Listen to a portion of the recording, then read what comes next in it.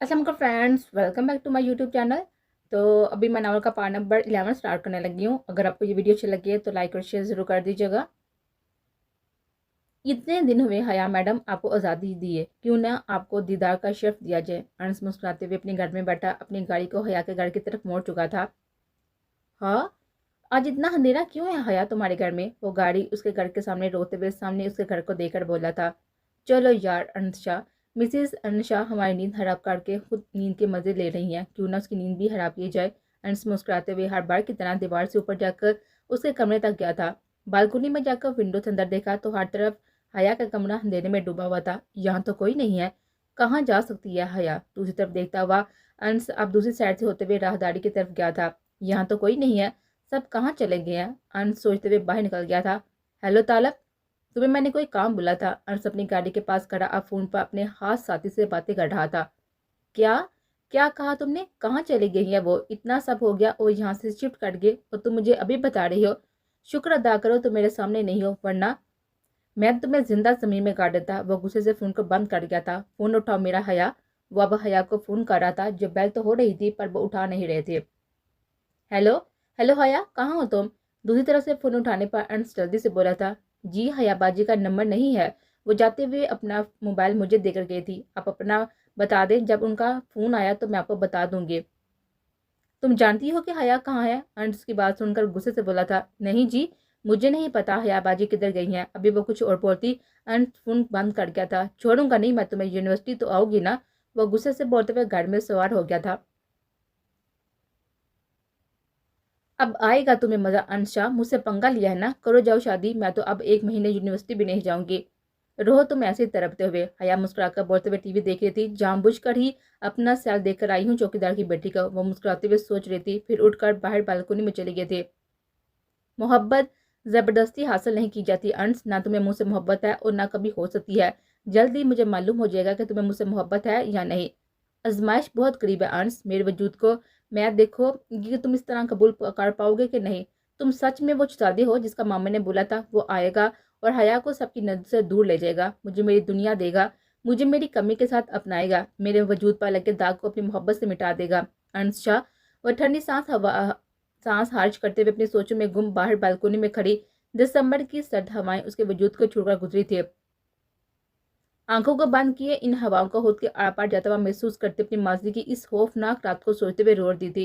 क्या अंशाह वही शहजादा है जो इस अंधेरी रात से बाहर निकाल देगा मुझे, जहाँ तन्हाई में धकेल देगा? वो मुझे सोचते हुए वही ठंडी जमीन पर बैठ गई थी। खौफ आता है मुझे इस अंधेरी रात से जो मेरी जिंदगी की बुनियाद को हिला चुकी है।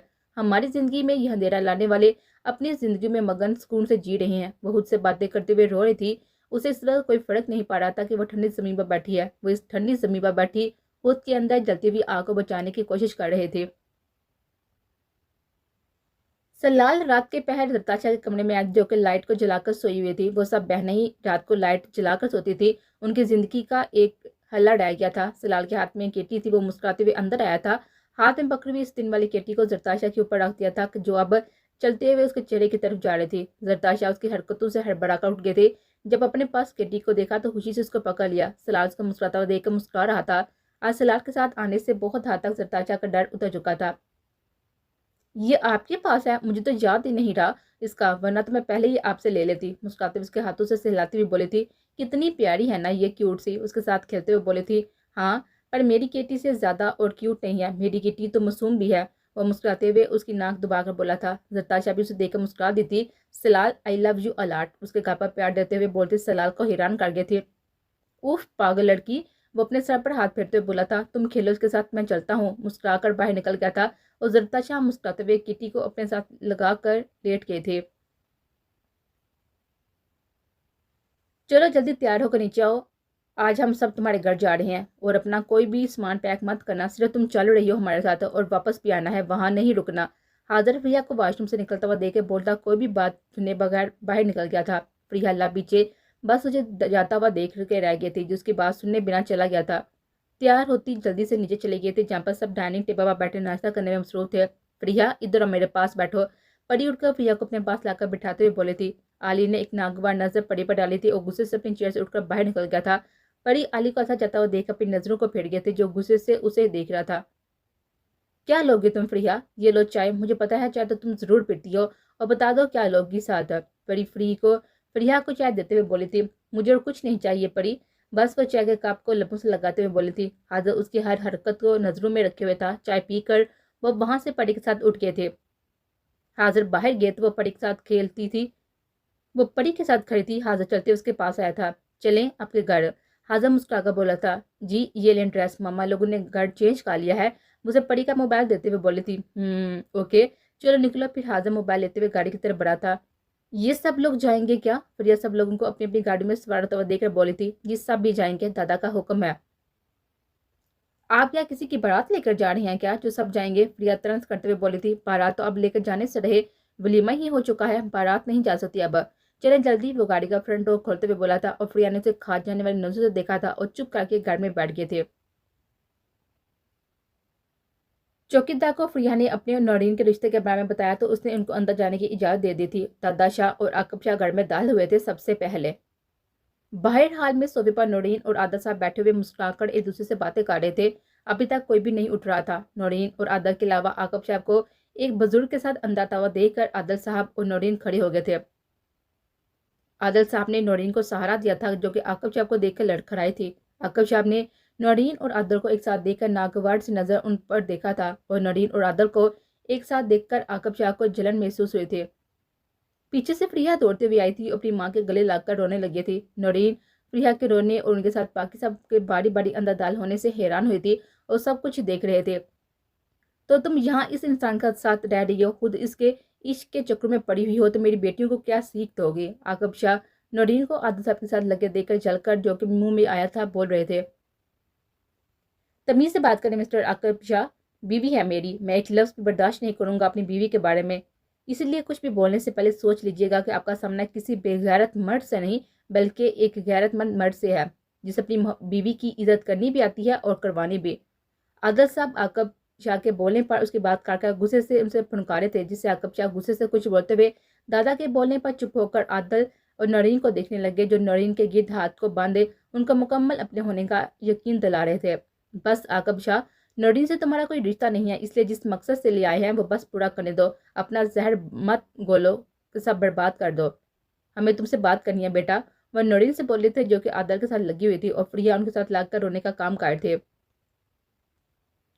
दूर ही खड़ा हाजिर प्रिया को रोता हुआ देखकर अपने लब सिए हुए मुश्किल से उस पर कंट्रोल करके खड़ा था। अनुश्री पास ही खड़ा इधर उधर देख रहा था कहीं से दुश्मन जान भी आ ही जाए। अच्छा तो यहाँ पर शिफ्ट कर गई हैं मैडम, अब तुम अगली शिफ्टिंग की तैयारी पकड़ो। मिस हया, आज तो तुम्हें भी सबके सामने अपने साथ लेकर जाऊंगा। बहुत शौक है ना अनुषा से पंगा लेने का? वह कुछ सोचते हुए खुद से बोला और मुस्कुरा दिया था। क्या बात करनी है आपको? वह लड़खड़ाते हुए लहजे में बोले थे। उनके बोलने पर प्रिया ने भी अपने लब पीछे अपनी माँ की तरफ देखा था जिनके चेहरे पर खौफ था, कुछ छीन जाने का खौफ। बैठने के लिए नहीं बोलेंगे आप हमें? दादा चाय और बीच के बोलने पर आदर ने सबको बिठाया था और फिर दादा चाय की बातें सुनकर नौरीन के होश सही मेनू में खिल गए थे। उन्होंने बेचैनी से प्रिया को और भी अपने साथ लगा लिया था और राधा साहब की तरफ देखने लगी थी जो खुद परेशान हुए उनकी तरफ देख रहे थे। मैं आपसे सीधी सी बात करूंगा, मैं सिर्फ आपको बताने के लिए आया हूँ और दादा की जिद पर, अब प्रिया मेरी बीवी है और अब से ये मेरे साथ ही रहेगी। उसकी पढ़ाई से लेकर हर काम की जिम्मेदारी मुझ पर है। मुझे आपकी बेटी से मोहब्बत है दिलो जान से। इस बात के लिए आपको परेशान होने की जरूरत नहीं है, इसलिए मैं आपकी रजामंदी चाहता हूँ प्रिया को लेकर जाने की। दादा के बोलने के बाद हाजर दो टोक लहजे में नौरीन और आदर से बोला था। आकब शाह तो जल जल कर राख हो गए थे। आदर और नौरीन को साथ देकर नौरीन को वक्त ने और भी खूबसूरत और पुरकशिश बना दिया था। आकब शाह को अपने किए पर आज बहुत ही पछतावा हो रहा था, पर वक्त गुजर चुका था। वो अपनी लालच, जिद और अनाम में अपनी बेटियों की मोहब्बत को भी खो चुके थे जो उनसे अब नफरत करती थी। नौरीन अभी कुछ बोलती, ऊपर से चीखने की आवाज से सबको अपनी तरफ मतवजो किया था। जरताशा, इसको पीछे लेकर जाओ, मुझसे अपनी मनहूस किट्टी को दूर रखो। मुझसे, तुम्हें पता है ना, मुझे एलर्जी हो जाती है इन सब से। हया जरताशा के हाथ में किट्टी को देकर बोली थी जिसको उठकर वो उसके कमरे में आ रही थी। अपो देखे तो सही कितनी प्यारी है, मैं तो बस आपको उठाने ही आई थी, सोचा अब हमें नाश्ता बना के देंगी। देखा तो दिन के 2 बज रहे थे, मामा डांटेगी इसलिए आपको जगाने आई हूँ। जरताशा उसके और भी करीब जाते हुए बोली थी। जड़ की बच्ची, इस मनहूस को तो पीछे करो मुझसे, हया चीखते हुए बोली थी। हा हा हा, हया दी घड़े जंगली एक किटी से डरती है। भाई खड़ा सलाल उसे देखा कहका लगाते हुए बोला था। सलाल के बच्चे, दफा हो जाओ, इस मनहूस को भी साथ लेकर जाओ, अपने गुस्से से बोली थी। हया, तुम्हें तो मैं बताता हूँ। वो अब आगे बढ़कर जरताशा से किटी लेते हुए हया की तरफ बढ़ा था। हया चीते हुए बढ़ के दूसरी तरफ दौड़ते हुए बाहर भागी थी। पीछे पीछे से लाल, जरताशा और जोया हंसते हुए भागे थे। मामा, मामा बचा ले मुझे। नौरीन और आदा जो कि शाह फैमिली के आने से उनके दरमियान परेशान थे बैठे थे। हया के जलाने पर जल्दी से खड़े हुए थे। बाकी सबने भी हैरानगी से सीढ़ी की तरफ देखा था जहां से वो सब भागते हुए आ रहे थे। मामा, इसे बोलने के उसको पीछे करे, मुझे एलर्जी शुरू हो जानी है। हया चलाते हुए भागती हुई आई थी। आते ही अपने घुटनों पर हाथ रखकर लंबे लंबे सांस ले रही थी। भागने से उसकी सांस फूली हुई थी। वो किसी को भी अभी देख ना पाई थी। अपनी ग्लासेस को ठीक करते हुए सीधी हुई थी। जहां उसके सामने हाजिर खड़ा हुआ नजर आया था। हेलो हैंडसम, तुम यहाँ? तुम्हें याद हो मैं? वो सीधी होते मुस्कुराकर बोली थी। मुझे तुम याद हो आज भी। कहीं तुम सच में हमारे घर रिश्ता विश्ता तो नहीं लेने आगे? वो मुस्कुराते हुए बोली थी। हाजिर उसकी बात से खुलकर मुस्कुराया था। तुम्हारी हंसी सच में बहुत ही प्यारी है, वो मुस्कुराते हुए बोली थी और पीछे देखे बगैर जहां साहब उसकी बातों को सुन रहे थे। हया की नजर किसी पर भी नहीं गई थी अभी तक। अंश शाह हया को देखकर हैरान रह गया था। उसकी बातों को सुनकर अंश का गुस्से से मुंह लाल हो चुका था। लाल पीछे से दौड़ते हुए आया था और आते ही हया से टकरा गया था, जिसे वो हया और जरताशा तीनों नीचे गिर गए थे। मनहूस इंसान, इसको पीछे करो जरा। तुम उठो और उसे लेकर जाओ। उसे हया एड़ी के बल पीछे हुई थी। हाँ हाँ हाँ, ना बेबी, ऐसे कैसे छोड़ दूं? आदत सारे बदले लूंगा। कल मेरी गाड़ी को भी हरा पड़ के आई थी ना तुम? सिलाल ने हंसते हुए उस पर केटी को चढ़ा था। सिलाल, पीछे हटाओ हया इसे, उसे इसे एलर्जी है। अदल की आवाज से चारों की तरफ देखा था। हया, सिलाल, जरताशा तीनों नीचे जमीन पर बैठे हुए थे, जबकि जोया उनके पास खड़ी मुस्कुरा रही थी। जहां सब बैठे हुए थे वो जगह थोड़ी साइड पर थी, इसलिए बआसानी ऊपर से नजर आने वालों की नजर उन पर नहीं पड़ती थी, पर नीचे बैठे हुए इंसान की साफ नजर पर पड़ जाती थी। अस्सलाम वालेकुम। सबको हया ने नीचे बैठे बैठे ही सबको सलाम किया था। अस्सलाम वालेकुम, अस्सलाम वालेकुम, अस्सलाम वालेकुम। बारी बारी चारों ने भी हया की देखा देखी सलाम किया था। ये सब तुम्हारे रिश्तेदार हैं क्या? हया उठते हुए सिलार से बोली थी, जो कि जरताशा और हया को हाथ फड़ाकर नीचे से उठाने में मदद दे रहा था। ये बात तो मैं तुमसे बोलने वाला था। सिलार जरताशा के हाथ में से किटी लेते हुए बोला था। हया, कैसी हो तुम? फ्रिया जो सबके दरमियान बैठी हुई थी उठ के हया के पास आई थी। फरी, तुम कब आई? हया उससे मिलते हुए बोली थी। हया से मिलने के बाद अब जरताशा और जोया से मिल रही थी। इधर आओ बेटा। बड़ी भी मुस्कुराते हुए हया को अपने पास बुलाकर बोली थी। हया भी मुस्कुराते हुए उनके पास गई थी। तुम बड़ी हो प्रिया से, इधर बैठो मेरे पास। उसके सर पर हाथ रखकर बोली थी, जो उनको देखकर मुस्कुराकर बोलती अपनी जगह बनाते हुए उनको इधर बैठाकर बोले थे। जी जी, मैं बड़ी हूँ। उसकी बात करते करते नजर सामने बैठे अंश पर पड़ती, जो गुस्से से उसी को देख रहा था। हया की नजर जब सब पर पड़ी तो उसकी नजर आकब शाह पर जाकर रुक गई थी, जो आंखों में प्यार लिए उसको देख रहे थे। मामा, ये कौन है सब? और ये क्या कर रहे हैं हमारे घर? हया गुस्से से उठकर पीछे होते हुए नौरीन से बोली थी, जो खुद अपनी आंखों में बेबसी लिए उसको देख रही थी। परेश, अंश, आनिया, अमन और उन सबको देखकर नामे साथ हिलाते हुए पीछे हुई थी। मामा बताएं, कौन है ये सब? वो गुस्से से आकब शाह की तरफ देखकर बोली थी। हया, ये सब तुम्हारे अपने हैं बेटा, मेरे घर वाले हैं, हम तुम लोगों को लेने आए हैं। आकब शाह के बोलने पर उसने उनको जल्दी नजरों से देखा था। अंश, क्या तुम भी इसी खानदान का हिस्सा हो? वो अंश के पास जाकर बोली थी, जो कि खड़ा होता हुआ उसी को देख रहा था। हया के बोलने पर सबने हैरान होकर हया को देखा था, सिवाय आनिया और अमन के।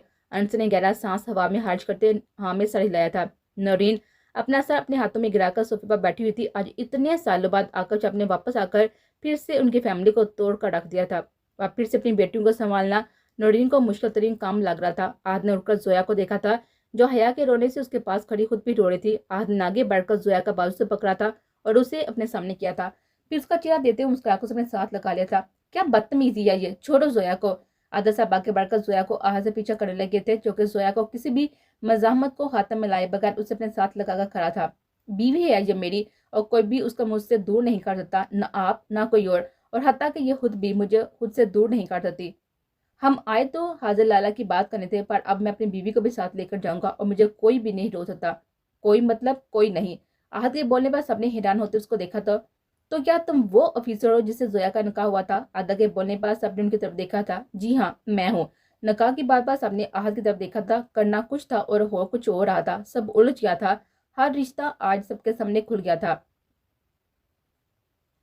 आहत के कहने पर नूरी ने भी सर उठा उसको देखा था, जो कि जोया का खुद में पीछे खड़ा था। ठीक है, सब अपनी अपनी रुखसती कर रहे हैं, तो मुझे भी मेरी बीवी चाहिए। फिर अंश अपनी जेब से हाथ निकाल कर हया को अपनी तरफ खींच के बोला था। दफा हो जाओ अंश, छोड़ो मुझे, शर्म करो थोड़ी सी। हया गुस्से से उसका हाथ अपनी कमर से पीछे करते हुए बोल रहे थे। वैसे भी मुझे नफरत है तुम्हारे हैंडल से, तुमसे, सबसे। सुना, कभी ना जाओ तुम्हारे साथ। वो गुस्से से उसकी आंखों में देखकर बोली थी, हाँ हाँ हाँ, इधर आए, मिले अपनी बहू से। आपका बहुत दिल था ना कि मैं शादी नहीं कर रहा, तो ये देखिए आपकी चश्मे वाली बहू क्यूट है ना, पर थोड़ी जंगली टाइप की है। अंश अलीशा की तरफ हया का रुख करते हुए बोला था। हया बेबस सी अपनी माँ की तरफ देखे थे, जो आंखों में अपने लिए हैरत और गम देखा था, जिसे वो कहना चाह रही हो कि मुझे तुमसे ये उम्मीद नहीं थी। मम्मा प्लीज। अंश अंश ने जबरदस्ती किया था साहब, उसने जबरदस्ती किया था नकामों से। अगर नकार ना करती तो वो सर और जोया को नुकसान पहुंचा देता। मैं मजबूर थी मम्मा। वो अंश से अपना छुड़वाकर उनके पाँव में बैठी घुटनों पर हाथ रखकर बोली थी। दूसरी तरफ अमन और आनिया की आंखें हया और अंश की बातों से पूरी तरह खुल गए थे। सब बड़े हर ने इंकशाफ से हैरत से बैठे हुए थे। आदल अंकल, माँ को बोलिए ना कि ये कुछ नहीं बोल रही। हया आदल से बोली थी, जो कि खुद हैरान थे इस सब सिचुएशन से। आप अपनी बहू को लेकर जा सकते हैं यहाँ से, पर दोबारा इस घर में कदम मत रखिएगा। नौरीन जब बोली तो सब बहुत ही होश से सब बोली थे, पर पहले मुझे मेरी बेटियों से बात करनी है। नौरीन बोलती भी वहां से उड़कर चली गई थी। पर बेटा, हम तुमसे भी माफी मांगना चाहते हैं। दादाचार्य ने नौरीन को जाते हुए देखकर बोले थे, मैंने सबको माफ किया जो भी मेरे साथ हुआ, पर मैं किसी को भी अपनी बेटियों के साथ की हुई जाति के लिए कभी माफ नहीं कर सकती। जो कुछ मेरी बच्चियों ने बर्दाश्त किया है ना, उसके लिए कभी भी माफी नहीं मिलेगी किसी को। बस इतना कहना चाहती हूँ कि अगर इनको अपने साथ लेकर जा रहे हैं तो आप उनके साथ मेरे वाला सलूक मत कीजिएगा। वो बोलते हुए किसकी तरफ भी देखे बिना वहां से चली गई थी। आदल साहब भी उनके पीछे चले गए थे। अफरिया, हया, सरताशा, जोया सब वहां से आहिस्ता आहिस्ता कदम उठाते वहां से चले गए थे। बहुत जल्दी नहीं याद आ गई आपको अपनी बेटियों की और आपको अपनी पोतियों की। सलाल खड़ा हुआ गुस्से से सबको देखकर बोला था, तब कहाँ थे आप सब लोग जब इतना सब हुआ उनके साथ? आपकी सोचों से भी बुरा हो चुका है उनके साथ, और दोबारा उनकी जिंदगी में आकर जो जहर आप लोग घोल चुके हैं ना, उसके लिए बहुत ही पछतावा होगा आप सबको। सलाल गुस्से से बोलते हुए वहां से चला गया था। अंश, आहत क्या था ये सब? आमना शाह बोली थी आहत की माँ। मामा, मैं बताता हूँ सब आपको। और फिर सब बात उसने अपने घर वालों को बता दी थी। तो क्या अब तुम क्या चाहती हो? दादा के बोलने पर आहत ने सर उठाकर उनकी तरफ देखा था। दादा, ऑफ कोर्स मुझे जोया चाहिए, बीबी है वो मेरी। अगर नौरीन आंटी उसे मेरे साथ भेज देंगी तो मैं उसे अपने साथ लेकर जाऊंगा। अगर ना भेजा तो मैं फिर जबरदस्ती लेकर जाऊंगा, पर लेकर जरूर जाऊंगा। सबने हैरत से आहत की तरफ देखा था, जो कभी इस तरह से गुस्सा नहीं करता था। हादर चुप करके सबको देख रहा था। हैरान तो हाजिर भी हुआ था आहत के रवैये से, पर अपनी बात सोचकर बस मुस्कुरा कर आया गया था। आहत तो मजबूरन था। अंश, तुमने यह क्या तमाशा लगाया हुआ अपनी मांग के होते हुए भी? जबरदस्ती नका। आगव साहब बोले थे, क्या हो गया है चाचू, आपको खुश होना चाहिए। आपकी तो दोनों बल्कि तीनों बेटियों आपके घर जा रही हैं। और रही बात आनिया की, तो मैं पहले भी उसमें इंटरेस्ट नहीं रहता था। और साफ गवई से बोला था। दादा अब अंश की तरफ ही देख रहे थे। अंश, तुम क्या चाहते हो? दादा ने अंश की तरफ देखकर बोला था। दादा, ये पूछने की बात है क्या? मैं तो आज से भी जुनूनी हूँ अपनी चीजों के मामले में, और हया तो फिर मेरी बीवी है। वो आनिया और अमने की तरफ देखकर दिल जलाने वाली मुस्कुराहट उछालकर बोला था, जो गुस्से से उसे देख रहे थे, पर अंश दिल जलाने वाली मुस्कुराहट टीवी सबको देख रहा था। ठीक है, तुम सब जाओ यहाँ से, हम आ जाएंगे लेकर अपनी बहू को। दादाशाह के बोलने पर सबने हैरान होकर उनकी तरफ देखा था। वो दोनों नरीन के साथ लगी हुई रो रही थी। मामा, मुझे नहीं जानना आपको छोड़कर, प्लीज अपना फैसला बदल ले। प्रिया रोते हुए बोली थी। हया अभी भी दूर खड़ी होकर सबको देख रही थी। उसकी आंखों में बस वीरानी दिखाई दे रही थी नोरीन को। उन्होंने मुस्कुराकर उसे इशारे से अपने पास बुलाया था। मामा, मेरे को कसूर नहीं है, सच में उसने जबरदस्ती किया था सब। हया नोरीन का हाथ अपने हाथों में लेकर चूमते हुए बोली थी। नहीं मेरा बच्चा, मुझे पूरा भरोसा है, पर मैंने ये फैसला आप लोगों की भलाई के लिए किया है। मैं चाहती हूँ कि तुम सब इस रिश्ते को कबूल करो और हंसी खुशी अपनी जिंदगी में आगे बढ़ो। जोया बहुत छोटी है हया, प्रिया तुम दोनों ने उसका बहुत ही ख्याल रखना है। नोरीन रोती हुई जोया को अपने साथ लगाकर बोली थी, जो इतनी मुश्किल में मेरी बेटी का ध्यान रख सकता है, वो हर कदम पर मेरी बेटी की हिफाजत कर सकता है। मुझे आहत जैसे ऑफिसर पर भरोसा है मेरी जान, वो बहुत ख्याल रखेगा तुम्हारा। नोरीन जोया को बोलते, जो कि नोरीन से कभी भी दूर नहीं रहे थे। अब किसी ने नहीं रोना। वे तीनों को चुप करवाते मुस्कुराकर बोली थी, वैसे भी मेरे पास जर तो हमेशा ही रहेगी ना। वो जरताशा की तरफ देखकर बोली थी, जो उनके पास ही खड़ी रो रही थी। आदल साहब ने भी उनके सर पर हाथ रखा था। प्लीज आदल अंकल, मेरी मामा का बहुत ख्याल रखेगा। प्रिया आदल की तरफ देखकर बोली थी। मामा, मुझे नहीं जाना और ये मेरा आखिरी फैसला है। ना मेरे इस घर से कोई ताल्लुक है और ना मैं अन से कोई तल्लुकात रखना चाहती हूँ। प्लीज मुझे फोर्स मत करें। हया मजबूत लहजे में बोलते हुए वहां से जाने लगी थी। हया, अपनी माँ की लाज रख लेना, बाकी अब जो तुम्हारी मर्जी। नोरीन के बोलने पर हया ने बेबसी से अपनी माँ को देखा था और कमरे से बाहर निकल गए थे। चलो जाओ तुम तीनों अपनी पैकिंग कर लो। नोरीन बहुत हौसले से दोनों से बोली थी। चलो शाबाश, घबराना नहीं। जब भी मामा की याद आई मेरे पास आ जाना, ठीक है ना। उन दोनों को सर पर प्यार करते हुए बोली थी, जाओ अब जर आप भी जाकर मदद करो उनकी। वो जरताशा को भी बोली थी। उनके जाते ही नौरीन अपना सर अपने हाथों में गिराकर फूट फूट कर रोने लगी थी। आदल साहब ने आगे बढ़कर उनको भी में साथ लगा लिया था। आदल, मैं नहीं चाहती कि मेरी बेटियों के ऊपर भी तलाक का दाग लगे, इसलिए मैंने ये फैसला दिल पर पत्थर रखकर किया है। जो भी है वो उनका होना है और मुझे पूरा यकीन है कि वो उनके साथ बुरा नहीं करेंगे। मेरा दिल नहीं मानता उनको बेचने पर उनके फ्यूचर के लिए ये करना जरूरी है। वो आदल के साथ लगी अपने दिल की हर बात उनसे कर रहे थे। आप जानते तो है ना, आगे भी मेरी हया अपने बाप की वजह से क्या कुछ भुगत चुकी है। उसका गुनाह नहीं था, फिर भी उस नामर्दूत ने मेरी फूलों जैसी बेटी को रोल कर रख दिया था। मैं नहीं चाहती कि अब भी मेरी बेटी के साथ कुछ गलत हो, क्योंकि अब एक नहीं 3 बेटियों की जिंदगियां जुड़ी हुई हैं। आपकी बार कोई उनको रोल नहीं पाएगा, क्योंकि सब जानते हैं कि वो क्या है और क्यों है। इसलिए मैं ये इतना बड़ा फैसला कर रही हूँ। वो रोते हुए बोली थी और आदल के सहारे उसने बहुत हद तक उसे संभाला हुआ था। नौरीन, संभाले खुद को, अभी बहुत ही हौसले की जरूरत है। आप ही इस तरह टूट जाएंगी तो फिर उनको कैसे हौसला दे पाएंगी। आदल साहब ने उनको चुप करवाते हुए बोले थे, मामा संभाले खुद को। सलाल भी नौरीन के पास आकर बोला था, मैं हूं ना आपका बेटा, अगर कोई भी इन तीनों को नुकसान पहुंचाने की कोशिश करेगा तो जान से जाएगा सलाल के हाथों। वो सख्त लहजे में बोला था। नौरीन और आदल उसे ऐसे देखकर मुस्कुरा दिए थे। सलाल नौरीन के गले लग गया था। आप मेरी मामा है ना, और अब आपने कभी भी परेशान नहीं होना। मैं तो आप दोनों को हनीमून ट्रिप पर भेज रहा हूँ।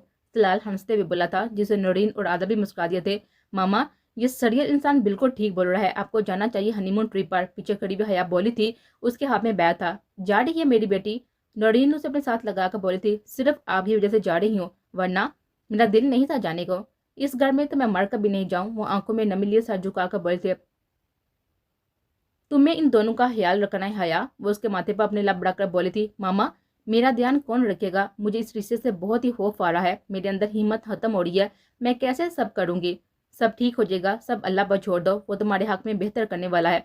उसे साथ लगाकर बाहर जाते हुए बोली थी, तुम सरियल इंसान, हम सबके बैग उठाकर गाड़ी में रख कर आओ। हया दिल जलाने वाली मुस्कुराहट से सिलाल की तरफ देकर बोली थी, अच्छा जंगली चुड़ैल, जो हुक्म तुम्हारा। वो भी उसको इसी अंदाज में जवाब देता बोलता हुआ हया को जला गया था। आदल और नरीन दोनों की लड़ाई से मुस्कुरा दिए थे।